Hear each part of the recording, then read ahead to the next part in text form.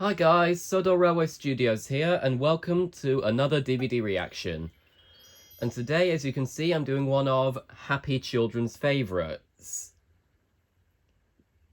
Which, recently I did a voting poll asking which DVD reaction you wanted to be next, and this one got the most votes. I think the other options were Postman Pat Clowns Around, Balamori Archie's Inventions, and Little Red Tractor Glorious Mud, I believe. And I'm quite excited to do this one actually, because as I've mentioned before, this is a very nostalgic DVD for me, just like Bryce's children's favourites, and also fantastic children's favourites and Funshine children's favourites. So I might do DVD reactions of those in the future. Anyway, let's click play all.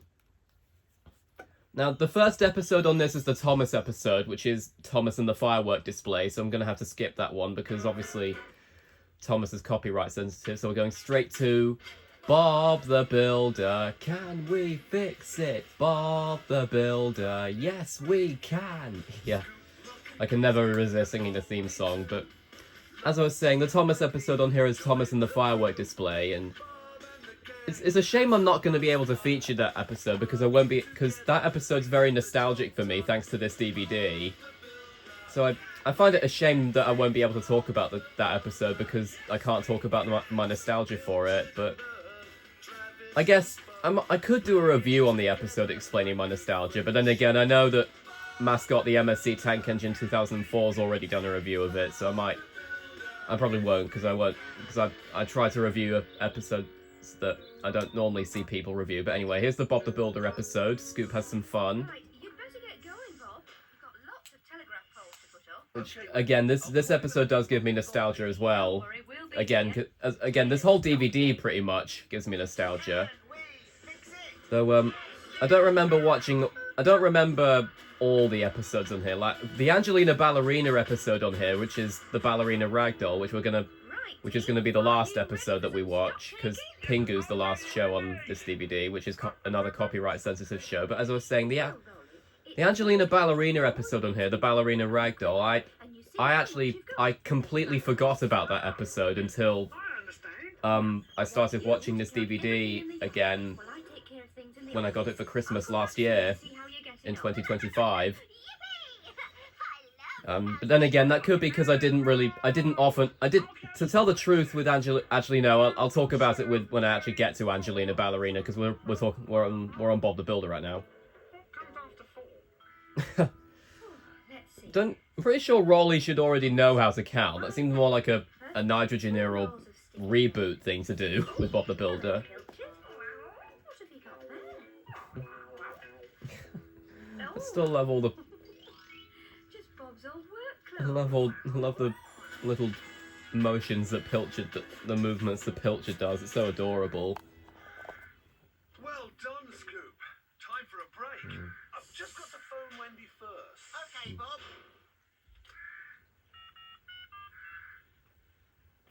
37 paper clips. Hello, Bob's building yard. Hello, Wendy. How's the stock taking going? Oh, fine, Bob. I like how they do that sort of yellow line thing in the middle when characters are talking with each other. They quite often do that in Bob the Builder, I think. Thanks, Wendy. I can't remember if they do it in any other shows. I know obviously they do it in Bob the Builder because you can see here, but Right, Scoop. I can't remember if they do it in any other No problem. shows. See you later then. Oh yeah, there's our favourite Scarecrow. Before I start work again? We all know that this episode's gonna be filled with me saying a certain catchphrase that Train Lover 16 invented, but I'm not gonna say it yet because I'll wait till Spud actually does mess up. Well, it is my break. Right, come on then. Right, Muck and At least Scoop actually knows at least Scoop actually knows when he has to stop playing games here, unlike he did in the Crime Against Humanity that is Lofty and the Monster. As I've mentioned before, I really hate that episode. even more than Scoop's big. I hate that episode even more than Scoop's big job. 'Cause, as I've mentioned before, I actually kind of like Scoop's big job. The amount of people that want me, the amount of people that will want me dead because of that is probably going to be crazy. Now that I think about it, but hey.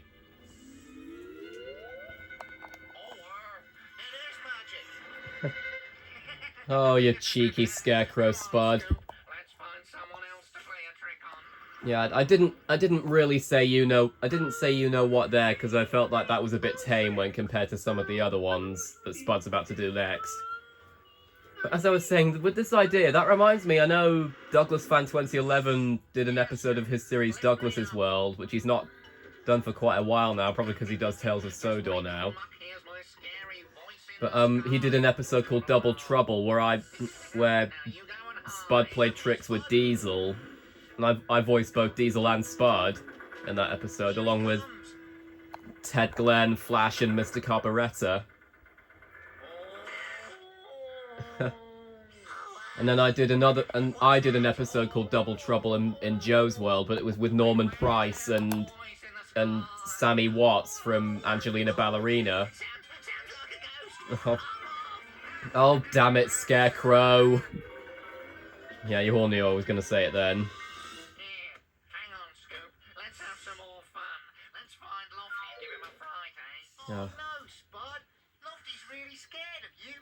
Anyway, Yeah, and besides, don't you remember what happened in Lofty to the Rescue? You're no fun. I'll have to go and find him myself. Because you... Yeah. Let's see. Farmer Pickles Farm. Yeah. I remember on the subtitles for this episode on BBC iPlayer, they refer to Farmer Pickles as Farmer Biggles, which I find hilarious. Oh no! Oh, damn it, Scarecrow! Oh, oh, double damn it, Scarecrow! Look what you've done now.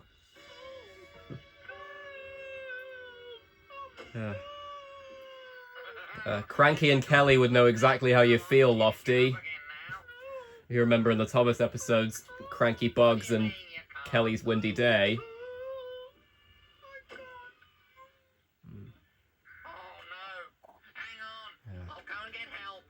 At least Spud realised he went too far there. Unlike CGI Norman Price would.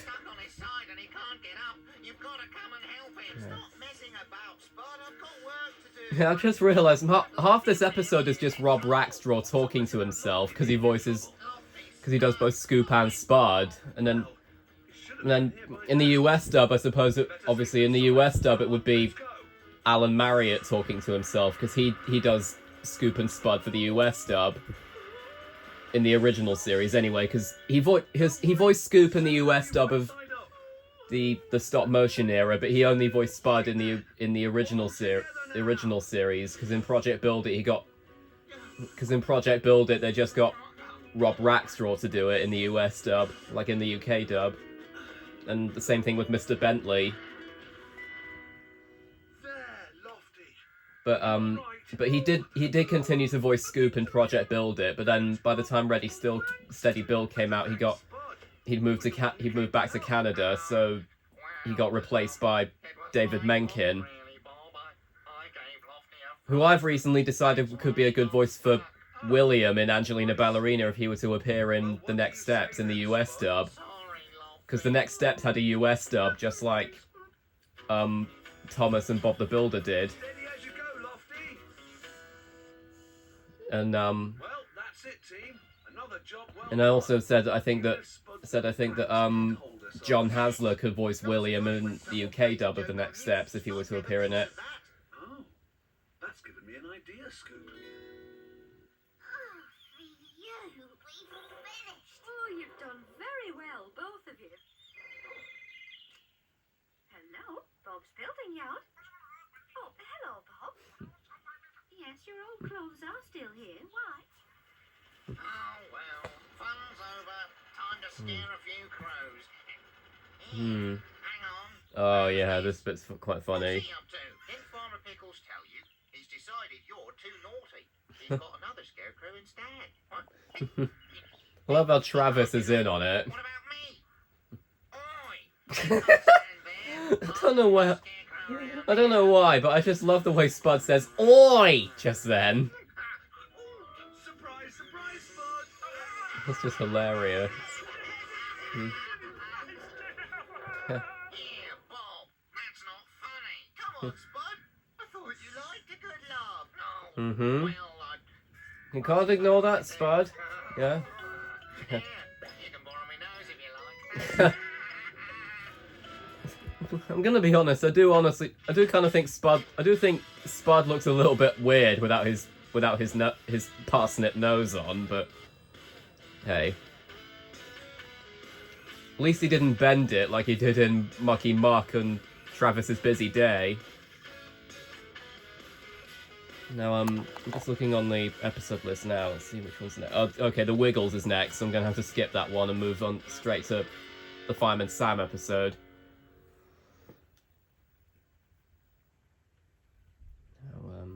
Skip The Wiggles and then move on to Fireman Sam.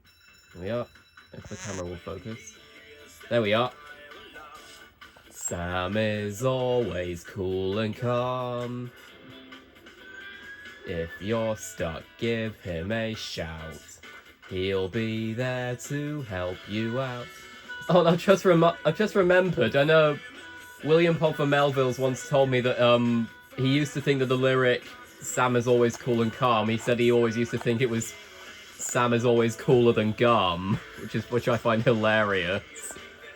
And he even did a video about his own misheard lyrics once in the style of Peter Kay's misheard lyrics sketch, but it was as Big Chris rather than Peter Kay himself.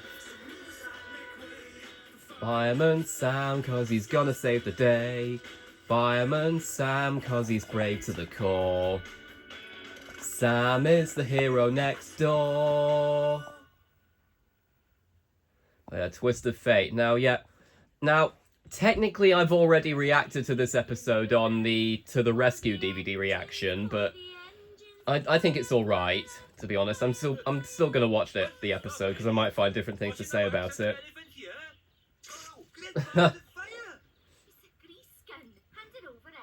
Yeah. I need to grease the squeaky wheel. He's been driving Sam.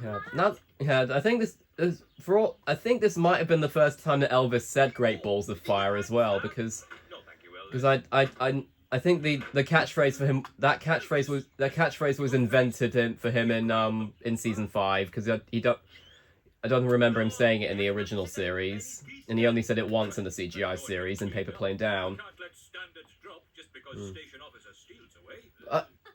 Elvis Cridlington, did you seriously just eat the grease? Ugh. Daft boy, as Dina Lady from Giggle Biz would say. Besides, at least it's not as bad as some instances in the CGI series. Because as I've mentioned before, I don't hate the CGI series as much as everyone. Oh yeah, and there's Sarah and James's kite on Norman's wall there, from the first episode of the show, the kite. But as I was saying with Norman. But as I was saying, I don't hate the CGI series as much as everyone else does. Like I've mentioned quite a lot of times before. I think I've basically dedicated all my Fireman Sam DVD reactions to saying that I defend the CGI series.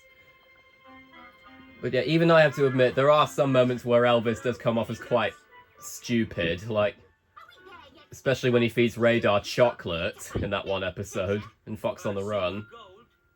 I can't promise you that, Norman, but you'll have a jolly good time. Right, have we got everything we need?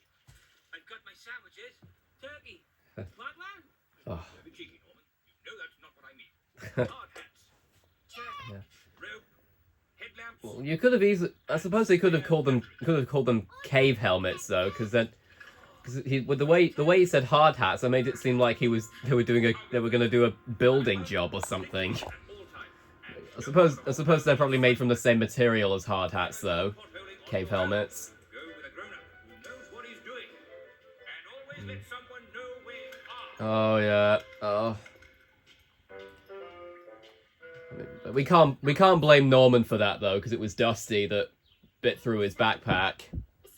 So technically that was Dusty's fault. Station Officer Steele ought to take them to Big Cave more often. Sooner it would be. When are they back? Not until 4. That gives us a whole hour before naughty Norman Price is back on the streets. Put the kettle on. Get the kettle on, Gromit! That was a quote that Wallace said in the Wallace and Gromit short, A Matter of Loaf and Death. There's a secret underground passage here. That was just before he and Gromit found out that the cake that Paella had given him was the cake that Paella had given him was a bomb. Still is true. Must be an ancient cave painting. And as many of you guys know, A Matter of Loaf and Death would have been the last official Wallace and Gromit short film where Peter Sallis voiced Wallace, because what I didn't know until recently that actually Ben Whitehead actually voiced Wallace for a few lines in A Matter of Loaf and Death. He didn't become the official voice of Wallace until about 2012, I don't think. Because I know Peter Sallis still voiced Wallace in Wallace and Gromit's World of Invention, so that would have been the last official time that he voiced Wallace, I think, before he got replaced by Ben Whitehead. Because I know Ben Whitehead did voice Wallace in the Wallace and Gromit PC game called Wallace and Gromit's Grand Adventures, but at that point Peter Sallis was still the main voice for Wallace. Norman's not come home yet. Great fires of London. Yeah. It's almost 5 o'clock. Yeah. Exit stations, everyone. No wonder it got dark when they came out. And yet it was still broad daylight when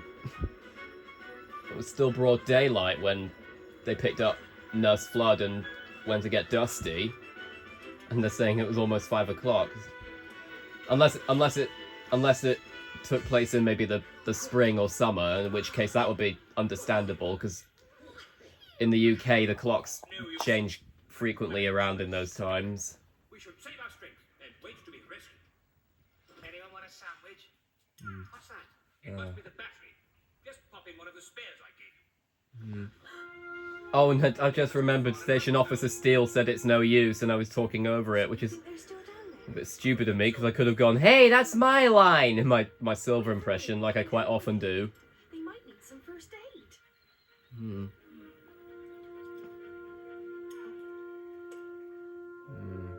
not afraid of the dark, are you? No, never. Not me. I mean, Station Officer Steele's at least got his lights on, so Fireman Sam's already looking Yeah. for us. If we hear him coming, then we must make as much noise as possible. Marty! Norman! Station Officer Steele! Station Officer Steele told both of us he was bringing them here. They must have gone down one of these potholes. But it's not like Station Officer Steele. Safety first. That's his motto. But which one Yeah. did they go down?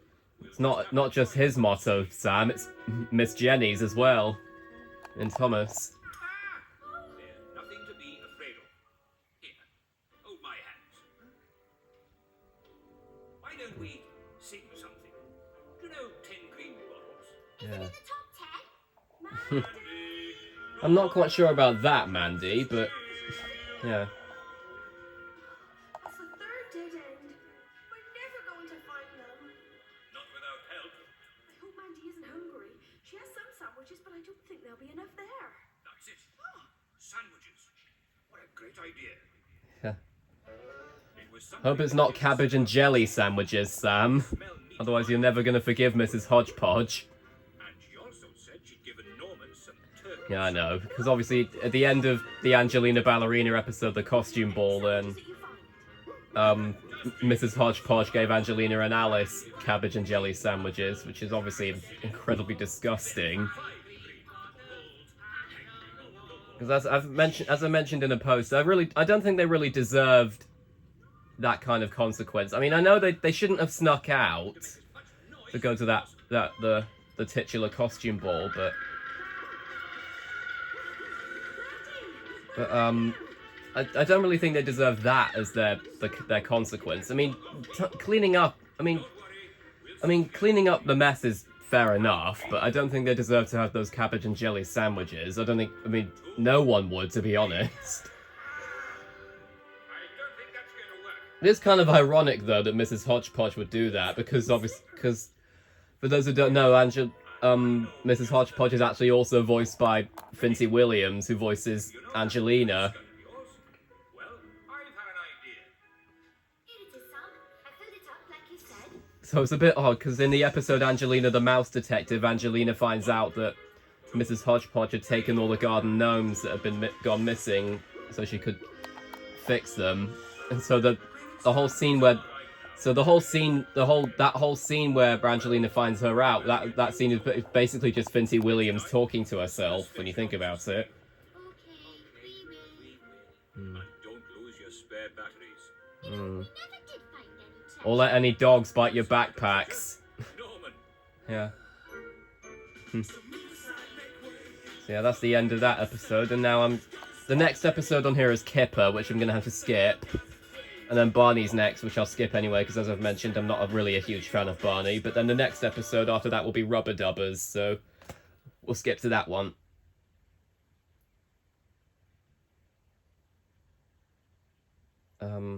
When Kipper shows up.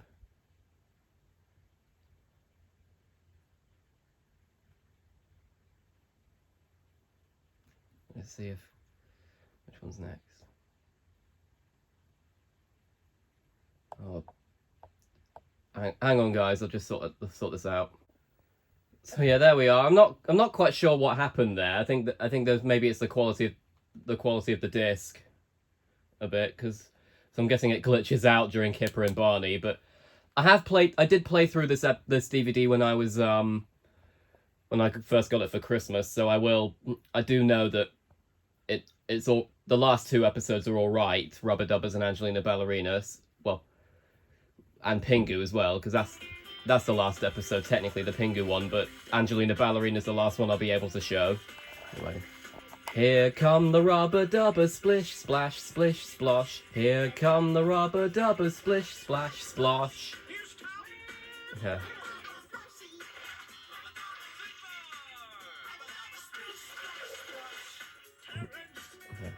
Winona, Rubber Dubber, Reg and Amelia. Yeah.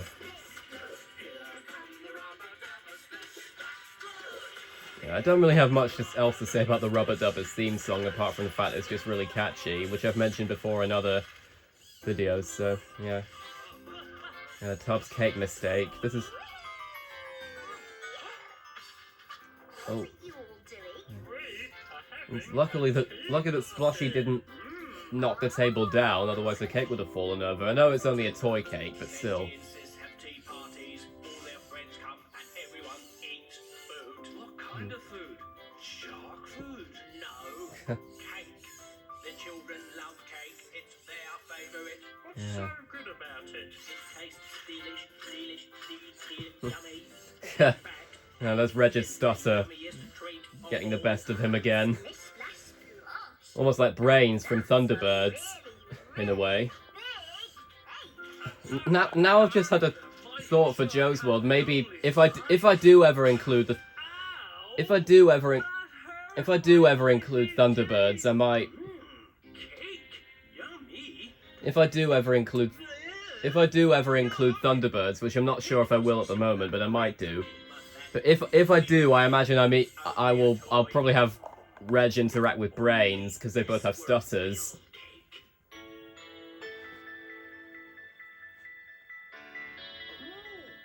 I said, if only. Yeah. I wonder if all these cakes are real. Yeah. Oh, Mr. Tab, you've got to try I'm not gonna lie, Terrence does look pretty good with that really big chef's hat on. banana double cream chocolate roly-polies. Yeah. Who made these, Terrence? Head cake baker, Terrence, if you please. And of course I made them. Yeah, this scene is just John Gordon Sinclair talking to himself pretty much, because he voices both Tub and Terrence. Oh, well, yes, that's why you are Mr. Tub, owner of Mr. Tub's Cake Shop. Oh, right. So that means I can eat any of these cakes I like? Yes. Well, anything except the giant cake in the kitchen, of course. Giant cake in the kitchen? You know, the one for the big cake competition this afternoon? You mustn't eat that one. Oh, and that's in there, is it? Yes. And I can't eat that one. No. And now I'm going home. Bye. Oh, okay. Bye. Now, where do I start? Chocolate cake, I think. Oh, looks like Michael Rosen's got some competition now. Now then. You guys probably knew I was going to make that reference. Rach was right. Cakes really are the yummiest thing ever. Now, what next? Anything except the giant cake in the kitchen. Giant cake in the kitchen, eh? Oh no, Tub. Oh. I'll only have a look. Oh no. Look at that! You can have anything you like. This whole thing, and this is kind of reminding me of the Michael Rosen chocolate cake poem, actually. No one would notice if I had just Because it's like, weenie because Tubb says he's only going to have a look at it, like how Michael Rosen said he would only have a look at the chocolate cake when he went down to look at it, but he ended up eating it all, kind of like Tubb did here. Oh, Tubb. that really is good! And you can't see where that piece came from. So maybe just one more tiny little taste wouldn't hurt, would it? Oh. Oh, damn it. All right. Frog. Just have one last really, really tiny, weeny little taste. How does Tubb not feel sick after eating all that cake? I know a certain mouse who would probably end up feeling that way. Ah, yes. About And you guys probably know who I'm talking about. And she is actually going to be the star of the next Joe's World episode, which will be Too Much of a Good Thing, which is one of the stories a story that real Sean Caffrey suggested, which is quite ironic because it's actually Sean's birthday today, I've just remembered. So yeah, happy birthday, Sean. Just to let you know. sort of tested. And so yeah, that episode is basically going to be my birthday present to Sean, pretty much. Too Much of a Good Thing. I think the video's exported now, but I'm gonna check once I get back. I'm gonna check once I finish filming this DVD reaction, I just do the because I was exporting it while how hard can it be? because that video was still exporting, I think, when I just started filming this video. The cake part. You say so. Here we go. Potatoes. I bet there are potatoes in cake. Not to my knowledge, Tub. Great. Benji and Sis love them. Carrots, yes, there is such thing as a carrot cake, but not a potato cake. The mighty cake mover opens the baked beans.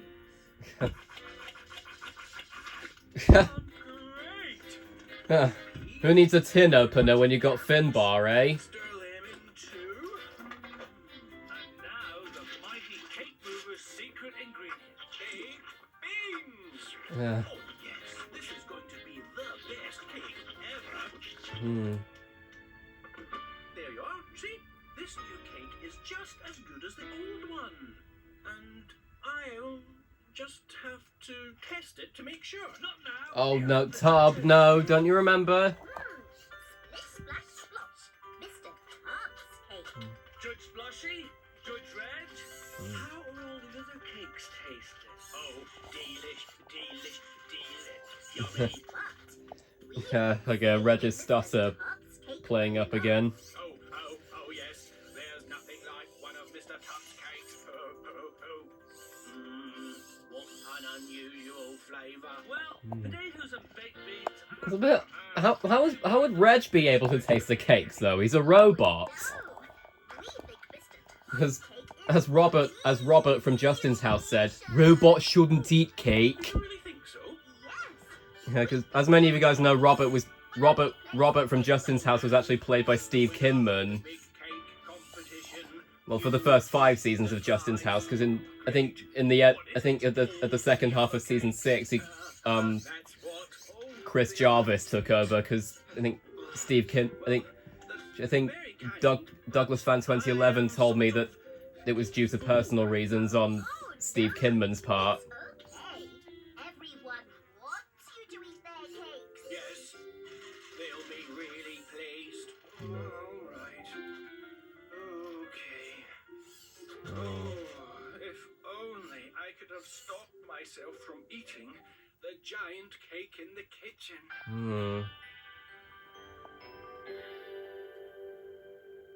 Oh, I'm back.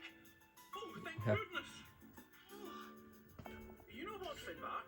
I think you should have this piece of cake after all. Okay then. After all, the mighty shark eats anything.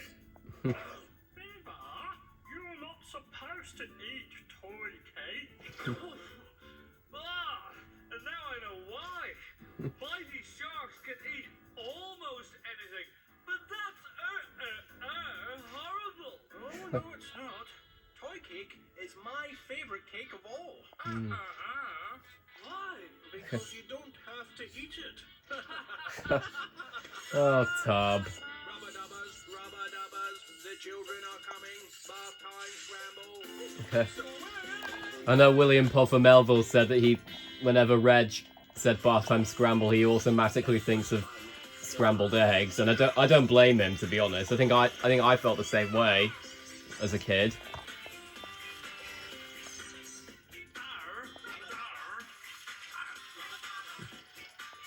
Rubber dabba do do do. Do do do do do do do do do do do do do do do do do do. Yeah. Now we've got the last episode on here, which is the Angelina Ballerina episode. If the camera... There we are. The camera wasn't focusing just then. Yeah. I really should do an Angelina Ballerina DVD reaction one day, because it seems like every single time Angelina Ballerina has been in one of my DVD reactions, it's been because of a children's favourites DVD. So I think I should probably do a DVD reaction of one of the official Angelina Ballerina DVDs one day, because I do have a few. Those being The Gift, Princess Dance, The Big Performance, The Silver Locket, and The Lucky Penny, which is one I got recently, and then a Next Steps DVD, which is Ballerina Princess.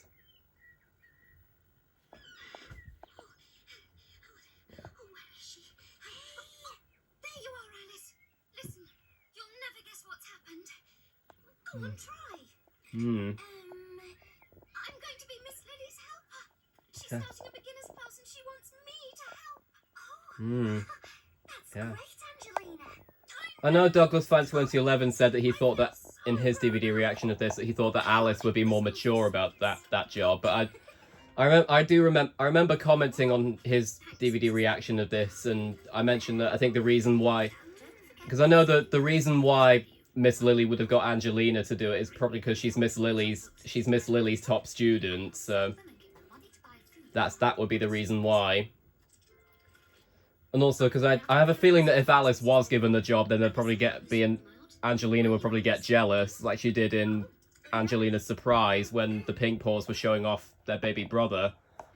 So there'd be another episode of Angelina being jealous, which I think would be the last thing I'd want, to be honest, after with what happened in Thomas, with Thomas becoming consistently jealous of the new characters, like with quite a lot of characters like Stepney, Ryan, Stanley, who else? I think it was mainly Stepney, Ryan, and Stanley that he became jealous of.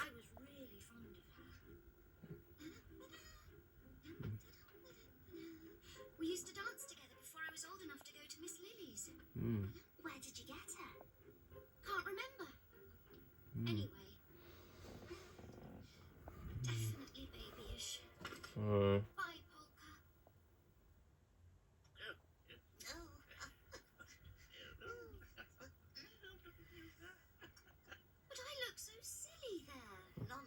Rose, dear.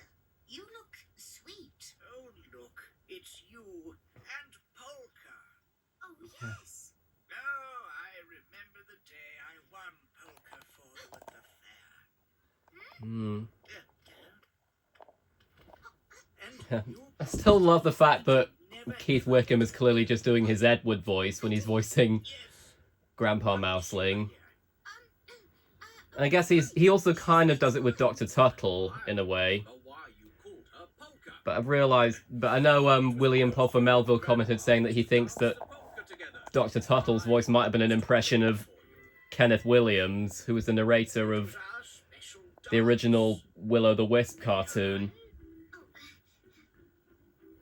But then because I know they later did another series of Will-O-the-Wisp in I think 2005, but I forgot to tell Alice. Kenneth Williams had passed away by then, so they got James Dreyfus, who voiced Okay, you left the door open, Angelina. Anyway, as I was saying, in the second season of Will-O-the-Wisp, because Kenneth Williams had passed away by that point, so they got James Dreyfus to do it, who voiced for those who don't know, James Dreyfus actually also voiced Felix in Nina and the Neurons, though only in season 1 though, because in season 2 onwards, Lewis MacLeod took over. Well, she's definitely not here. Hmm. Well, can you remember who bought her? Let me see. Well, soon after you brought me your toys, someone came in and bought everything in the basket. These have all come in since. Hmm. But who was it, Mrs. Thimble? Oh no. I'm sorry, dear. I've been so busy. I just can't remember. Oh, dear. We'll never find Polka now. But we've got to. Oh, I'm sure there's a way. Wanted posters, yeah. Lost. A furry, cuddly rag doll. If you see it, please tell Angelina at once. Do you think that's enough? Well, How would they know which Angelina to go to? Surely there are more people called Angelina there. Like you could have at least said tell Angelina Mouseling, because that's her surname, obviously. no one's heard anything. Oh, we've done all we can, Angelina.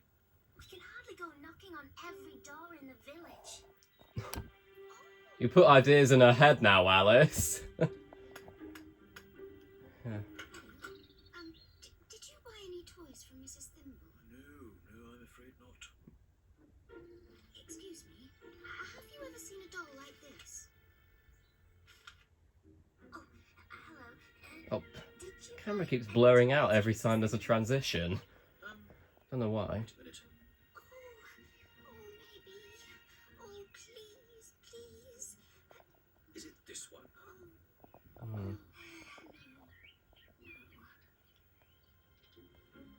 Hmm.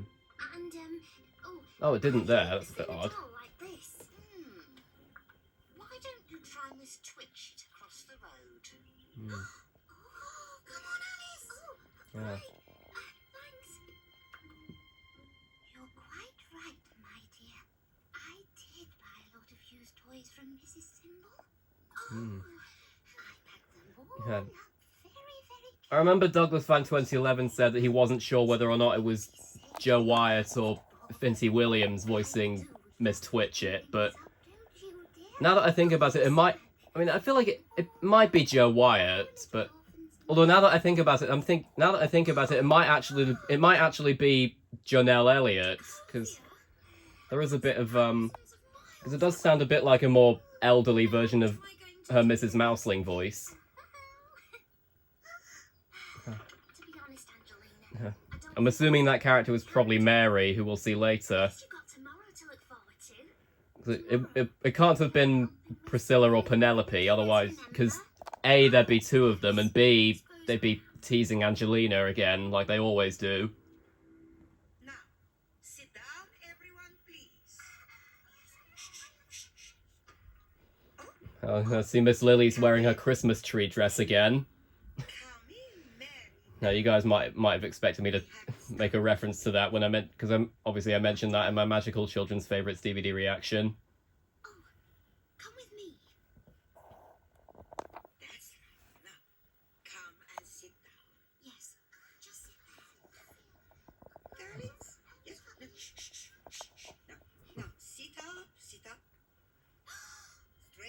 Oh, yeah.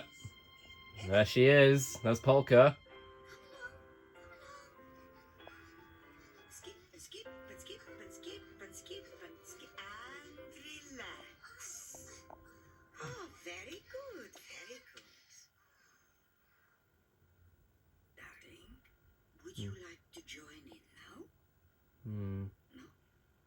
Oh, that's all right, darling. Whenever you feel ready. Well done, everybody. Angelina, see what you can do. Hmm. Now, watch me, please. Yeah. This is definitely one of my favourite moments in the entire Angelina Ballerina series, because it really shows how nice Angelina can be. Someone give her to you. Even if she can be a bit stubborn at times, but she's mostly really sweet. You're not from Dekovia, are you? I helped her wrap the toys up, and she let me choose one. I like this the best. Well, Yeah, I imagine that's probably Joe Wyatt voicing Mary, now that I think about it. she's lovely. She likes dancing. Did you know that? Can I show you? See? Angelina can be nice. In quite a lot of episodes. That just makes me even more frustrated that for some reason she's on the Loathsome Characters wiki, which I really have no idea why that is. I mean, yes, she can be a bit selfish sometimes, but that's just down to her just still being a kid, so... I mean, and yes, I might not like how she's written in episodes like Lights, Camera, Action or Angelina at the Fair, but I still acknowledge that she's still just a kid, so... Over here. I don't really get why they put her on the Loathsome Characters wiki, and yet they had someone clearly had the cheek to compare her to Caillou as well, which is just must be really humiliating. Wonder how Catherine Hollibird feels about her own character being put on that wiki, or Finty Williams as well. Now I think about it, I can't imagine she'd be very happy about it, but I think Catherine Hollibird would probably be furious about it, considering she created Angelina Ballerina in the first place. Sounds like you. Thank you, Mary. I'm sure you will one day. I've got a name for her now. Have you? Yes.